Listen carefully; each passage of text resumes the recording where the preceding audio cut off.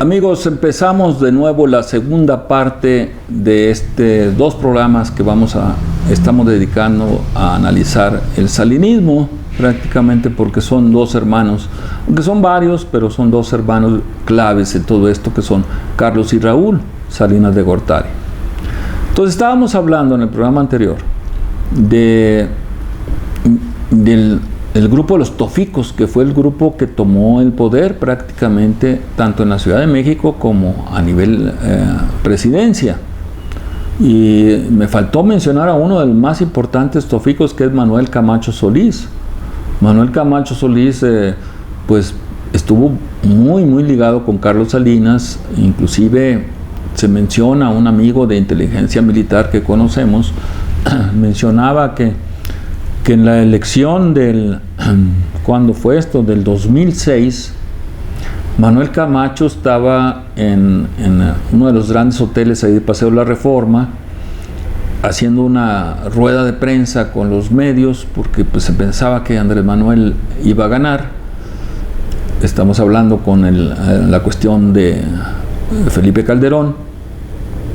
Creo que sí ganó, Andrés Manuel sí ganó esa elección. Tengo la certeza de que sí la ganó en el 2006. Y las cosas hubieran cambiado totalmente. Ya para estas épocas del 2018, yo creo que las condicionantes, tanto internas como externas, han cambiado brutalmente. Pero regresemos a ese tema, de la elección del 2006 de Andrés Manuel con Felipe Calderón. Y Manuel Camacho estaba precisamente pues dando una conferencia de prensa. Estaba organizando los medios de Televisa, ya preparando para el caso de Manuel, de la llegada, del arribo de Andrés Manuel López Obrador. Pero me comenta mi amigo de inteligencia militar que él tuvo que ir al baño y el baño estaba vacío. Y ahí se quedó en el baño un rato y en eso entra Manuel Camacho, versión de mi amigo que todavía vive. En eso entra Manuel Camacho y ve que no hay nadie. Y se pone a hablar con Carlos Salinas y dice: ¿ya ganamos? ¿Ya ganamos? O sea, Andrés Manuel quedó derrotado, no te preocupes. Versión de mi amigo de inteligencia militar. Entonces, hay también la duda de que si esto no fue prefabricado. Ustedes saben el famoso algoritmo Hildebrando de la familia Gómez del Campo, pues fue el que definió al final de cuentas la elección, y definió entre comillas, para mi punto de vista muy particular, y puedo estar equivocado. Entonces, pero el hecho es que sí, para mi punto de vista, ganó Andrés Manuel López Obrador la elección del 2006, y a partir de entonces Andrés Manuel se fue desgastando, fue haciendo alianzas oscuras, desarrollos con medio mundo. Y pues ahí está, el hecho es que aquí estamos en una situación media incómoda en el inicio de esta cuarta transformación, que no la vemos todavía.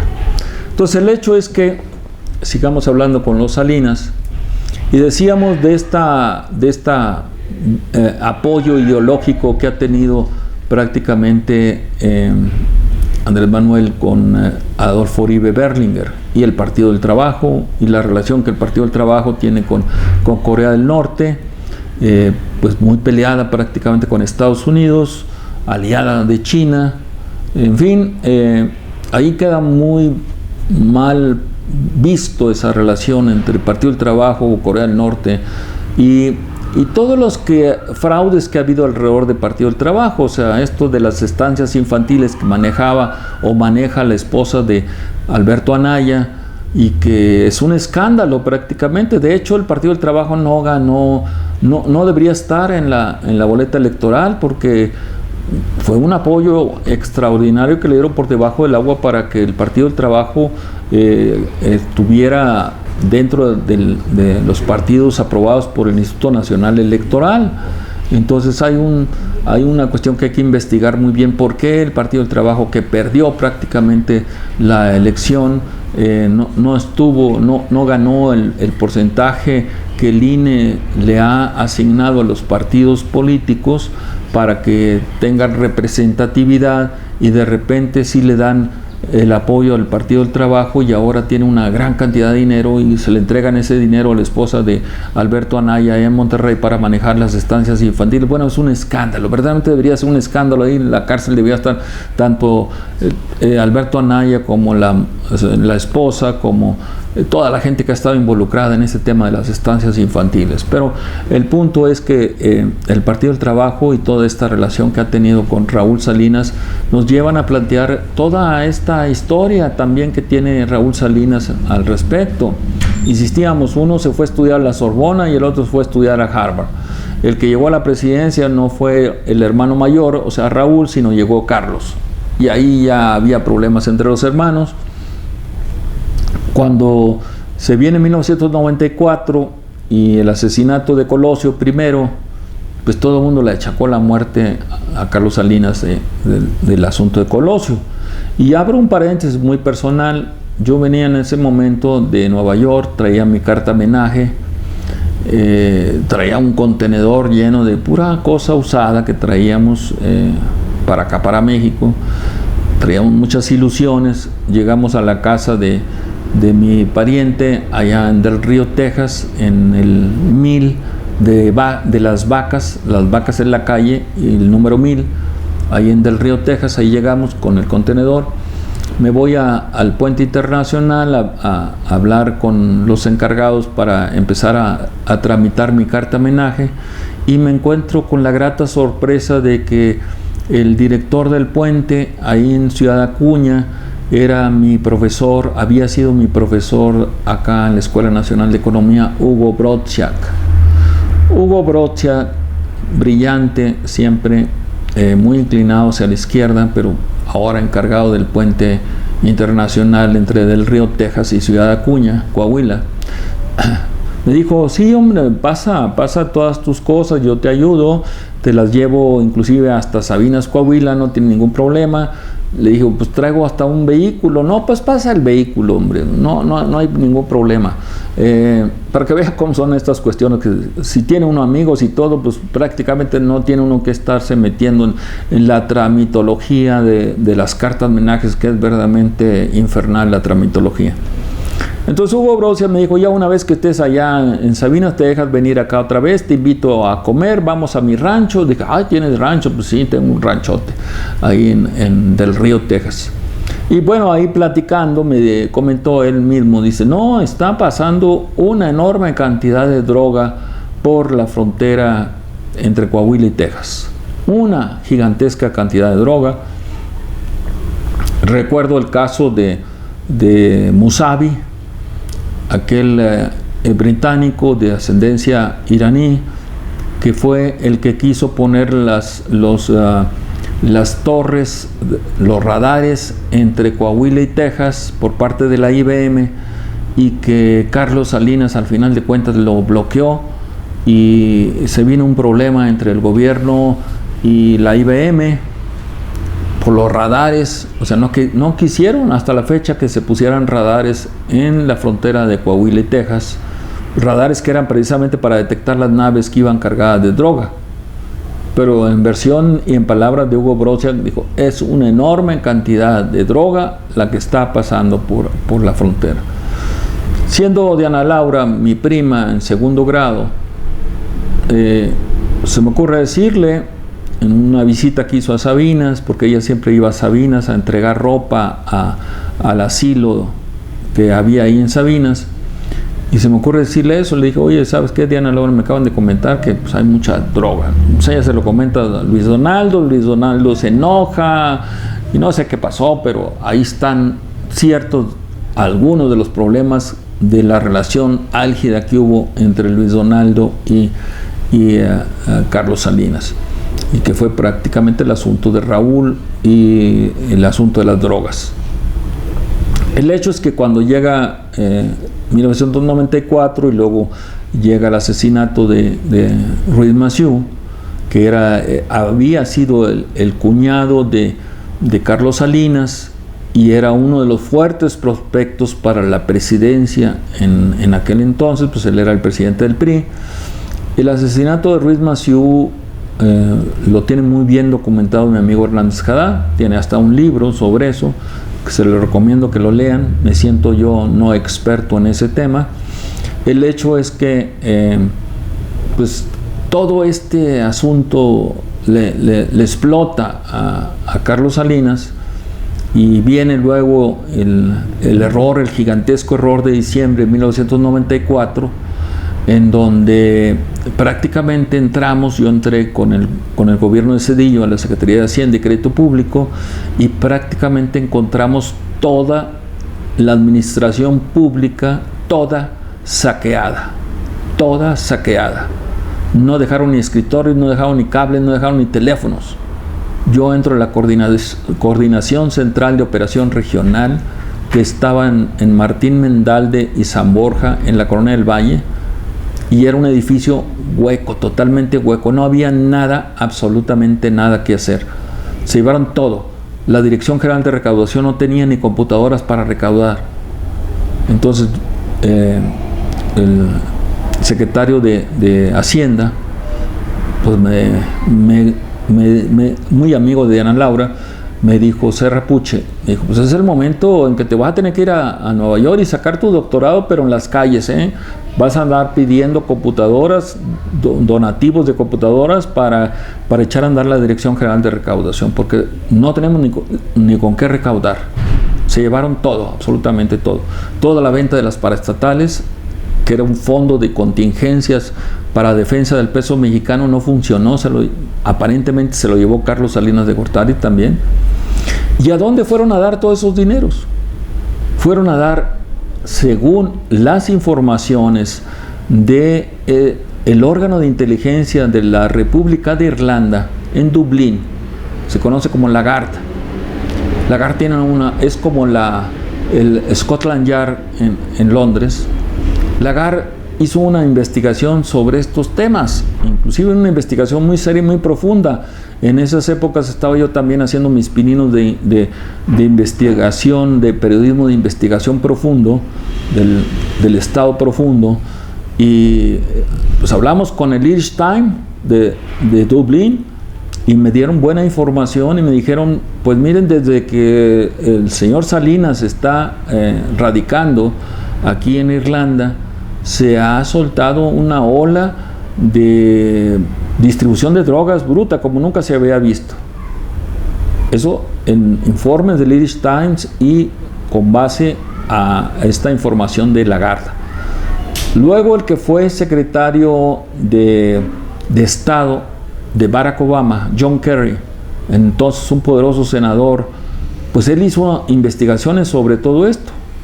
Y no solamente las investigaciones de John Kerry llegaron a la televisión pública de los Estados Unidos, a la PBS, Public Broadcasting System, PBS. PBS hizo un excelente estudio profundo también de los Salinas, tanto de Carlos como de Raúl, de todo este lado oscuro de la globalización, como le diría Alfredo Jalife, en donde tanto Carlos como Raúl estaban verdaderamente involucrados.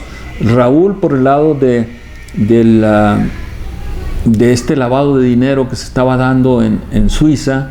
Me acuerdo del juez Perraudin, que él fue el que documentó todo el enorme lavado de dinero, en donde sale a relucir Carlos Peralta, socio actual de Raúl Salinas, sale a relucir Carlos Hanron, sale a relucir Ricardo Salinas Pliego, en fin, todos los personajes de la gran plutocracia salinista están embarrados tanto en el asunto de Suiza, de esos dineros de Raúl Salinas, como en el caso de Irlanda, de que esos dineros de Carlos Salinas fueron a dar precisamente a Isla del Hombre, que es un centro de lavado internacional, es un paraíso fiscal prácticamente entre Irlanda e Inglaterra, o Reino Unido, más bien Inglaterra, en donde se dijo por parte de las autoridades irlandesas que no hicieron nada precisamente para detener esto. Es como el caso de México, pues vieron el asunto,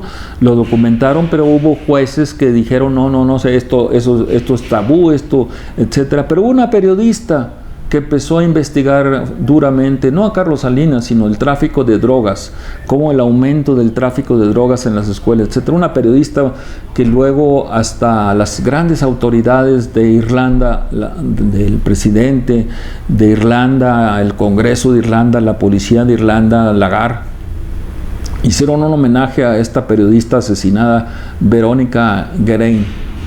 Verónica Guerin documentó verdaderamente toda la gran corrupción que había en las autoridades irlandesas, en el tráfico de drogas, en todo lo que hay alrededor de todo esto en Irlanda, y por eso fue asesinada, brutalmente asesinada. Se hizo una película sobre ella que actúa la excelsa actriz Cate Blanchett, en donde pues Verónica Guerin es un símbolo para el periodismo de investigación, es un símbolo internacional que hay que homenajear cada vez que se pueda. Una mujer muy valiosa, muy valiente, que se enfrentó precisamente a los grandes cárteles de la droga que estaban entrando a Irlanda en esa época. Pero ¿cómo llega Carlos Salinas a Irlanda? Pues llega perseguido precisamente por Ernesto Zedillo, llega perseguido por el asunto de que Raúl Salinas y él habían coparticipado en el asesinato de su cuñado Ruiz Massieu, José Francisco Ruiz Massieu. Se detiene a Raúl Salinas como uno de los autores intelectuales, pero Zedillo iba sobre Carlos Salinas, no solamente por el asunto Ruiz Massieu, sino el enorme saqueo que había habido, el gran error de diciembre de 1994 que originó prácticamente el saqueo de Carlos Salinas con su secretario de Hacienda Pedro Aspe, que se llevaron prácticamente todos los dineros de México. Entonces, este asunto de Irlanda tiene muchos asegúnes.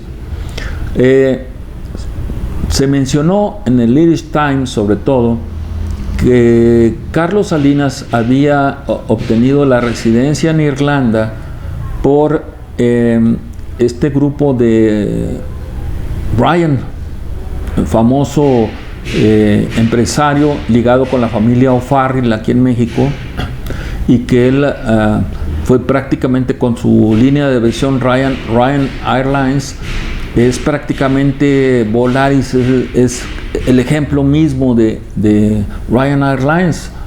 Entonces se hablaba mucho de esa relación que tenía Carlos Salinas con el grupo que se le conocía en Irlanda como los Tigres Celtas. Esos Tigres Celtas que luego están metidos en esta empresa Smurfit, que está radicada en Campeche, pero que también tiene sucursales aquí en Querétaro y que se dedica a toda la industria del cartón. Entonces ahí salen a relucir todas esas relaciones de los Tigres Celtas con Carlos Salinas. Pero uno de los puntos medulares de esto es que cuando se radica Carlos Salinas en Irlanda, pues hay una relación que no está muy bien clara, no está bien explicada, entre el embajador que tenía Ernesto Zedillo en Irlanda, Agustín Gutiérrez Canet, cuya esposa, Marta Bárcena, es la actual embajadora de Andrés Manuel López Obrador en Washington. Es la tía preferida de Beatriz Gutiérrez Müller. Entonces hay una relación ahí que habría que explicar muy bien, no está bien explicada, en donde Carlos Salinas tiene una conexión con Agustín Gutiérrez Canet y arma la conexión con Jorge Castañeda Goodman. Entonces habla una plática ahí entre Carlos Salinas asilado en Irlanda, donde no tenía tratado de extradición hacia México, y dice que adopta la residencia irlandesa.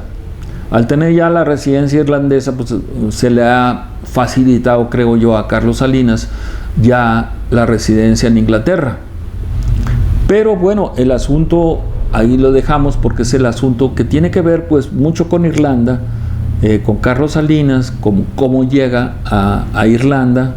Se dijo que llegó con el apoyo del Banco de Crédito y Comercio Internacional, que era el gran banco, era el gran fraude de todos los tiempos bancarios, el BCCI, que estaba siendo investigado precisamente por John Kerry.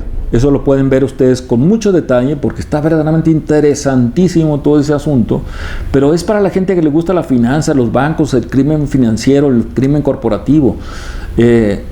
Prácticamente John Kerry hacía una investigación a fondo en el Congreso de los Estados Unidos para perseguir y cerrar prácticamente el BCCI.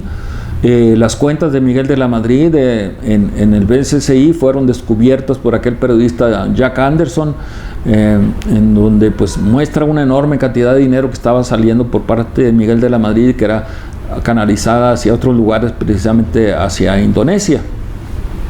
Entonces es importante entender esa relación de Carlos Salinas con el BCCI, con Miguel de la Madrid, con el periodista del Washington Post, Jack Anderson, que es el que saca todo este asunto, y el senador John Kerry, que fue el secretario de Estado de Barack Obama. Entonces todo esto implica la llegada de Carlos Salinas a Irlanda, todo esto. Y otro ángulo también que la gente se le olvida, porque en México se les olvida todo, prácticamente se les olvida todo. La compra de leche contaminada por la explosión del reactor nuclear de Chernobyl en Ucrania, en aquel entonces Unión Soviética, y que afectó a la producción de leche en Irlanda. Una leche que fue comprada por la CONASUPO en México, bien documentada por Guillermo Zamora, un periodista que hizo hasta su libro, ese libro que me entregó Adolfo Aguilar Cincer en propia mano y me dijo: esto es verdaderamente importante para que tú lo sigas documentando. Ese es un crimen verdaderamente de Raúl Salinas de Gortari, porque ahí estuvo involucrado pues también el profesor Hank, pero también otro personaje que es parte del gobierno de Andrés Manuel López Obrador, Ignacio Ovalle. Ignacio Ovalle era parte de la CONASUPO, era de los grandes directores que importaron esa leche radioactiva de Irlanda. En ese libro de Guillermo Zamora está bien documentado. Esa leche radioactiva de Irlanda que creó una epidemia de cáncer infantil, porque la leche se vendió en CONASUPO para los niños. Nadie ha investigado estos temas. Son temas para las nuevas generaciones esto. Esa leche radioactiva importada de Irlanda en la época y la relación con Carlos Salinas y Raúl Salinas con Irlanda. Es un tema tabú, no se toca. Pero bueno, estamos en tiempos de cambio, por eso lo estamos tocando. Creemos que es un tema importante, creemos que es un tema medular para entender estas relaciones de Carlos y Raúl con Irlanda.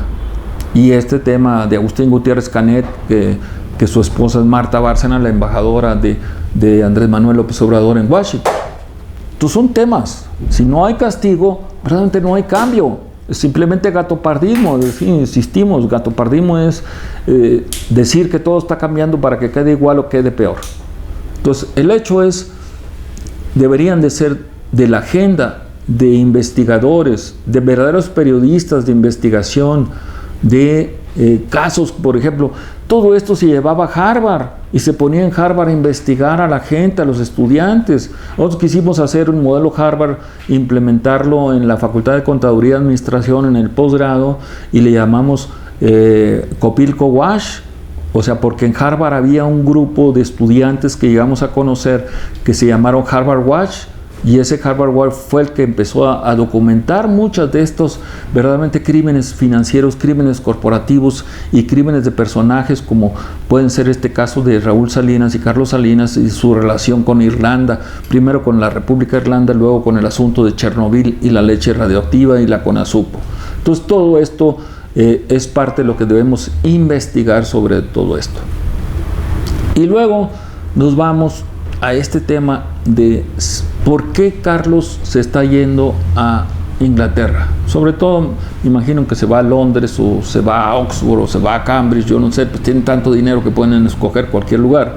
Pues ahí la esposa de Javier Duarte, el gobernador de Veracruz, pues vive como una auténtica diva en Londres, con todo ese dinero que se robó Javier Duarte de Veracruz. y la señora feliz de la vida, y las autoridades mexicanas no hacen nada, no implica nada, no piden una extradición de ella hacia México. Todo es verdaderamente una parafernalia de denuncias y todo, pero que no llegan a los tribunales y que no llegan a las autoridades pertinentes para extraditar a estos personajes. Entonces, ¿por qué llega Carlos Salinas a Londres? Pues una teoría que es parte de mi especulación es esta relación que tuvo Carlos Salinas con José Ramón López Portillo. José Ramón López Portillo, el hijo mayor del presidente López Portillo, se dijo en su momento que era el representante mexicano en ese mercado spot del petróleo de Rotterdam en Holanda, que se conoce como mercado spot de Rotterdam en Holanda. Entonces se dijo mucho tiempo, en la época que estuve allá en Bruselas, invitado por la Red Voltaire de Francia, de Terry Meyssan, hicimos una pequeña investigación sobre eso con gentes que estuvieron ahí presentes, de los órganos de inteligencia, de militares de Rusia, básicamente, que nos dijeron de una forma o de otra quiénes eran los mexicanos que estaban involucrados en el asunto de los mercados spot de Rotterdam.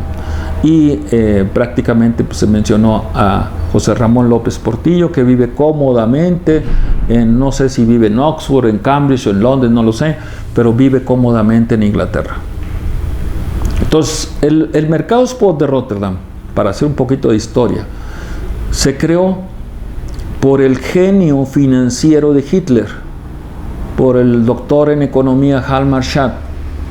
Hjalmar Schacht prácticamente tenía una tesis doctoral que me hicieron llegar acá cuando era profesor acá en la Facultad de Contaduría y Administración, lo platicamos con el estudiantado. Hjalmar Schacht era un genio financiero.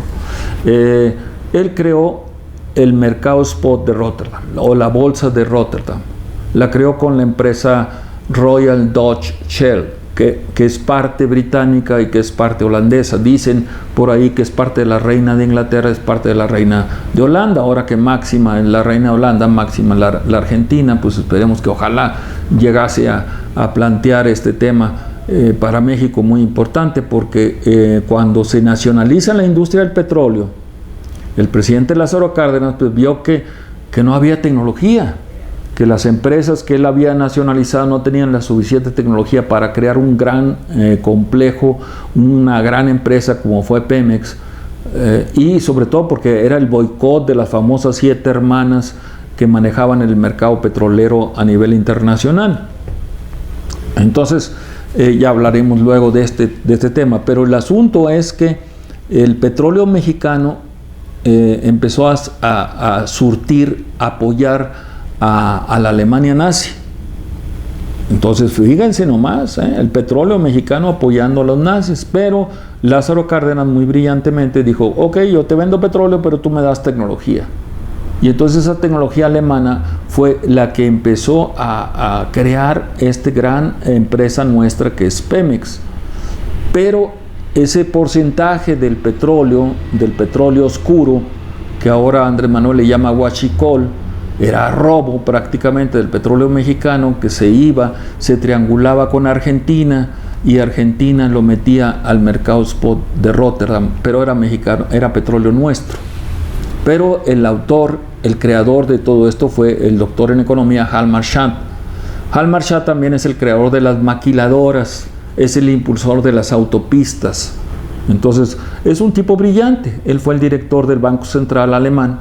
Y bueno, pues eso es parte de la historia que ustedes debemos conocer de cómo se creó este mercado spot de Rotterdam, y que ahora, en los tiempos de Andrés Manuel López Obrador, se dice que el huachicol se va a un gigantesco barco que está estacionado en los fiordos de Noruega, porque acuérdense que Pemex tiene cierta conexión con la empresa noruega, considerada la más productiva, la más limpia, la empresa paraestatal más brillante que hay en Europa, Statoil.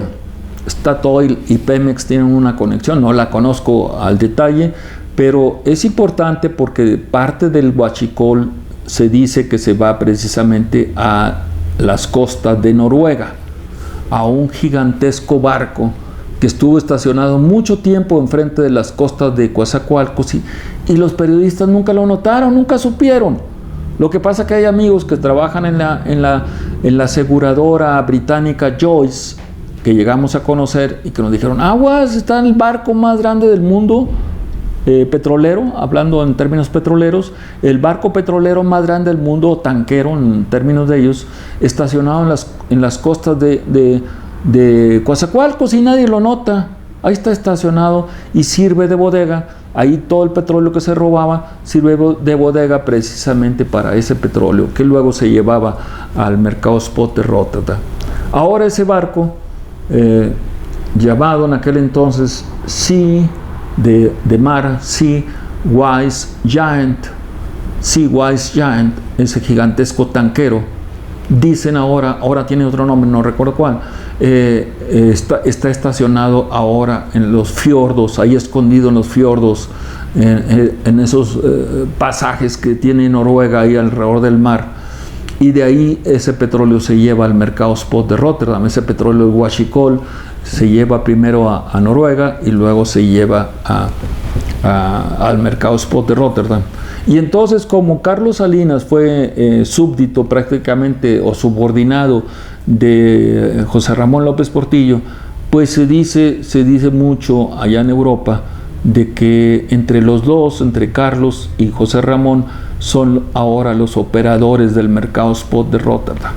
Pues ambos economistas, pero metidos en el lado oscuro de la globalización, y esos son pues prácticamente los que sí pudiéramos tener que investigar. Si yo fuera autoridad, investigaría a Carlos Salinas y a José Ramón López Portillo en esa conexión que tiene mucho con el petróleo robado de México, ahora llamado Huachicol, que entra al mercado spot de Rotterdam. Es un mercado oscuro, es un mercado caliente.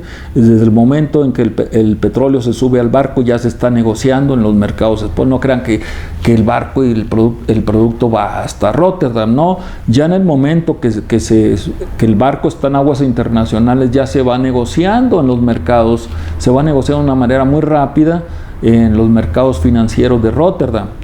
O sea, se va hablando, el capitán del barco va hablando con los posibles compradores, ahí se vende. Vamos a suponer que el barco sale de Coatzacoalcos, llega a aguas internacionales. En ese momento ya el petróleo es internacional, ya hay muchos compradores, se vende a uno, se vende a otro, se vende a otro, etcétera, y esos otros los pueden revender, y así en lo que el barco llega a Rotterdam, o sea, el físico llega a Rotterdam, ya se vendió 5, 10 o 15, 20 o veces el petróleo mexicano. O sea, ya se perdió prácticamente o sea, no es fácil seguirle la ruta a eso. Se necesita ser uno experto en petróleo, experto en el manejo de barcos, experto en cartas de crédito, experto en los mercados financieros, y no tenemos expertos en eso. Nuestras escuelas de contaduría, de economía, de leyes, no se dedican más que a perseguir deudores, a meter gente a la cárcel, etcétera, etcétera, pero no se dedican al gran fraude financiero que es precisamente el mercado spot de Rotterdam. Entonces ahí hay que ver, hay que analizar con ojo avisor, con ojo crítico, toda esta problemática que hay desde los años 40 prácticamente, en donde Pemex empieza a venderle petróleo a los nazis, a Alemania, y luego se crea un fondo. Esos excedentes petroleros se canalizaban a un fondo de inversión de la Bolsa de Nueva York, llamado Fondo México, que todavía existe, y que ese Fondo México lo manejaba, o lo maneja, desde aquel entonces lo manejaba el Deutsche Bank. O sea, lo siguen manejando los alemanes. Y en el tiempo que estuvimos en el Tecnológico Monterrey, en el campus Cuernavaca, mis alumnos se encontraron, le dieron un seguimiento a todo esto, y vimos que ese Fondo México pues prácticamente existe, y que está en lo que era la casa del embajador, del cónsul de Alemania nazi en Cuernavaca. O sea, si hacemos investigación histórica financiera, nos vamos a encontrar los excedentes petroleros del petróleo robado de México o sacado ilegalmente de México, que iba directamente a ese mercado, porque insisto, ese mercado está en Holanda, no en Alemania, pero en ese entonces el director de la Royal Dutch Shell trabajaba para los intereses nazis, y por lo tanto la Royal, que ahora se conoce simplemente como Shell, la Shell pues negociaba tanto para Holanda como para Inglaterra como para Alemania. O sea, entre esos tres intereses están los grandes excedentes petroleros que desde 1940 se encuentran en Rotterdam, en la bolsa spot de Rotterdam. Y ya para un antecedente histórico de eso, recordemos que cuando Pemex, en la época de López Portillo, llegó a ser la quinta empresa más grande del mundo, la petrolera más grande del mundo, y por eso fue atacada por los intereses norteamericanos, por los intereses de las hermanas, de las 7 hermanas, que eran la Exxon, la Mobil, la Hunt, en fin, todas estas empresas que eran las 7 hermanas. Ya hablaremos luego sobre el mercado petrolero, pero el hecho es que cuando Pemex estaba dirigida por el ingeniero Jorge Díaz Serrano, sonorense, que debió de haber sido el presidente de la República por conocer perfectamente el petróleo, y que México llegó a ser la quinta potencia económica mundial porque Pemex era el que le generaba toda esa enorme cantidad de recursos al país para desarrollarse. O sea, no es culpa de López Portillo, es que el petróleo sirvió de palanca de desarrollo en esa época.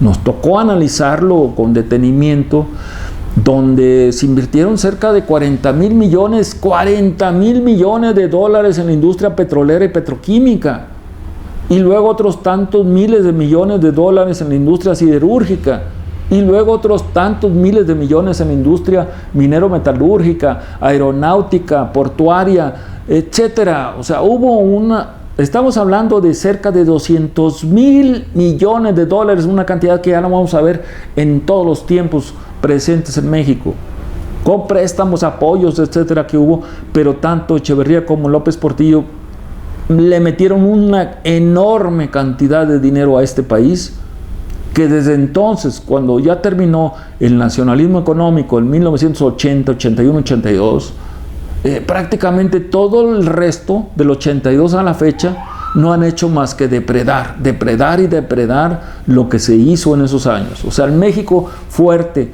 la infraestructura estuvo en esos años precisamente, de 1970 a 1980, esa década que despectivamente le llaman la década perdida. No es cierto, no se perdió, ahí están las cosas que se hicieron, ahí está el Tosorno, ahí está Pemex, ahí están las petroquímicas, que luego no se les dio mantenimiento, es otra cosa, pero de que ahí estuvieron las grandes inversiones, que se hicieron tranzas, siempre ha habido tranzas en la clase política. ¿Sí? Pero el ingeniero Díaz Serrano era el que debió de haber llegado a la presidencia. Bueno, en ese entonces el ingeniero Serrano tuvo la tingencia de que dijo, si somos tan grandes, vamos a abrir una empresa en España. Y así es, se abrió Petronor o Petronorte. Petronor era la subsidiaria de Pemex en España. Pues obviamente los españoles que luego se quejan de nosotros, que dicen que somos unos indios patarrajadas, pues prácticamente vieron una enorme riqueza que estaba llegando de México hacia allá y empezaron a calentarle la cabeza a López Portillo de que sí él era español y que tenía sangre española y que tanto. Perdió la cabeza López Portillo, se creyó heredero sangre azul española, y pues ya vimos lo que pasó, ¿sí? Pero el hecho, ¿qué pasó con Petronor? Pues Petronor, prácticamente el rey de España, pues dijo, es de nosotros, y se la quitaron a Pemex y la hicieron Repsol. Entonces Petronor es Repsol, y todavía acá nuestras gentes en Pemex le entregan contratos a Repsol, que no produce petróleo, es simplemente una intermediaria, es una coyota prácticamente de los mercados petroleros, pero ahí le estamos entregando al rey de España eso. O sea, por eso no hemos crecido, no hemos madurado como sociedad en México para defender a nuestro petróleo, para defender a nuestra minería, para defender a nuestra siderurgia. O sea, estamos defendiendo a personajes y no estamos defendiendo industrias, proyectos, programas poderosos que hizo el Estado mexicano. con corrupción, siempre se ha hecho con corrupción, pero se hicieron un México grande que hicimos en los años 70, 80 y que el resto no lo ha sabido aquilatar y siempre despectivamente hablan tanto de Echeverría como de López Portillo, pero fueron dos presidentes con una visión increíble. Echeverría creando el polo siderúrgico, Lázaro Cárdenas Las Truchas, y no solamente eso, fueron polos de desarrollo que se crearon en México, polos auténticos de desarrollo en diferentes lugares de la República, en Juárez, en Chihuahua, en Monterrey, en Tampico, en Monclova, en Saltillo, en San Luis Potosí, en el estado de Hidalgo, en Tabasco, en Veracruz. O sea, grandes polos de desarrollo, y después ahora son polos de subdesarrollo y criminalidad. Entonces, para terminar esta problemática que hemos estado hablando de Carlos Salinas, pues es precisamente que tenemos que entender a Pemex. O sea, Pemex quiso entrar a los mercados europeos directamente con Petronor. Los españoles no permitieron esto. O sea, verdaderamente hubo un personaje, no recuerdo el nombre de él, el asesor español que tenía el secretario de Economía que tenía López Portillo, que luego ahora vino recientemente encargado de OHL, y este economista fue el que le dijo a López Portillo, pues es que ya estamos en España, ya estamos adentro, pues ahora conviértete en español, y prácticamente le quitaron a Pemex, hicieron ahí, y le quitaron a Pemex todas las acciones en España, hicieron todo el apoyo para que el rey de España se quedara con Petronor y la convirtiera en Repsol, que es la gran empresa española.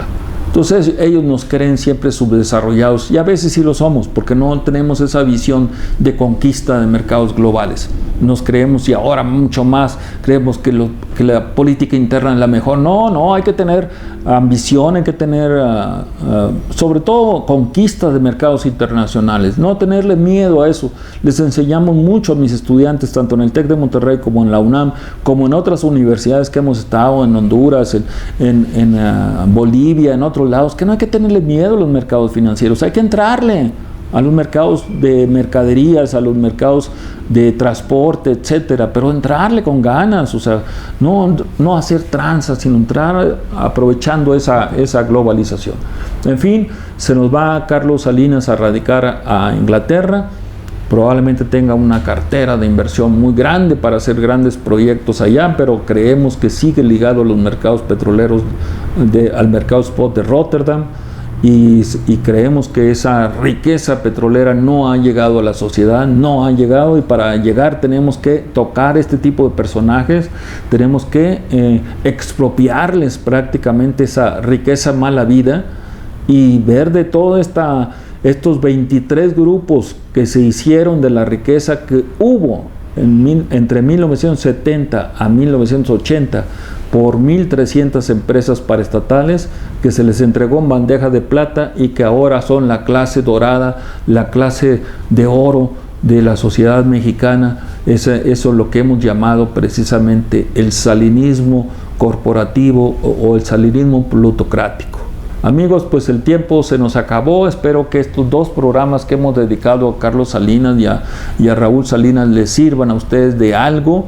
Y pues ponemos de nuevo nuestros datos: Juan Ramón Jiménez, el celular el 55 16 82 20 88, a mis alumnos de finanzas en la UNAM, en el TEC de Monterrey, pues sigan con estas corrientes, no se me queden atrás, sigan defendiendo este país con el área financiera, con el área contable, con el área económica, con el área de ciencias políticas. Sigamos adelante, no hay por qué echarse hacia atrás.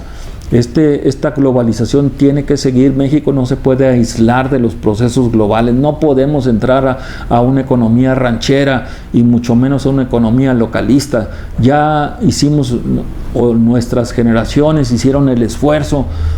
Nosotros fuimos como decía Colosio, fuimos hechos por el esfuerzo de las familias, por el esfuerzo personal. Cuando fuimos a estudiar a Texas, a Chicago, a Nueva York, íbamos porque estamos pensando en el Estado mexicano, y regresamos pensando en el Estado mexicano, y cuando llegamos acá eran puro gángster y puro ladrón en las oficinas de gobierno. Por eso nos hemos radicalizado muchas veces en hablar de estos temas, porque cuando regresamos de Estados Unidos vimos que todo esto se había criminalizado ya. Y sigue criminalizado, porque ahora parece que el narco está por todos lados, y en aquel entonces había 2, 3 cárteles, y el cártel del Golfo, el cártel de Sinaloa, pero ahora hay 85 cárteles por todos lados, y eso nos preocupa y nos ocupa en dar este tipo de programas que hacemos para ustedes con mucho gusto en CA. Y agradecemos pues a los compañeros, no damos sus nombres por seguridad, pero a los compañeros detrás de cámaras, pero gracias por estar con nosotros. Juan Ramón Jiménez, el celular 55 16 82 20 88, 55 16 82 20 88, correo electrónico Coahuiltejas con J, todo junto, coahuiltejasgmail.com, y el Twitter Chacoca. Gracias por estar con nosotros en este segundo programa dedicado a la gran plutocracia salinista, a estos dos personajes, Carlos y Raúl. Claro que Adriana tiene mucho que ver, fue la esposa de José Francisco Ruiz Massieu, la única mujer en la familia. Sergio y el otro hermano también, desafortunadamente para el otro, no recuerdo su nombre, pero también tienen mucho que ver en esto. Y pues el escándalo de ahora Emiliano y Cecilia Ocelli no deja ahorita de impactar en las redes con NXIVM, y pues sigamos adelante, porque tenemos que seguir investigando, al menos de una manera académica, un poco periodística y otro local en cuanto a conocimientos, pero pues esperemos que les gusten estos programas, y si no, pues mándenos sus ideas, sus chiflidos, sus aplausos o lo que quieran, pero estén en contacto con nosotros. Gracias y nos vemos próximo programa.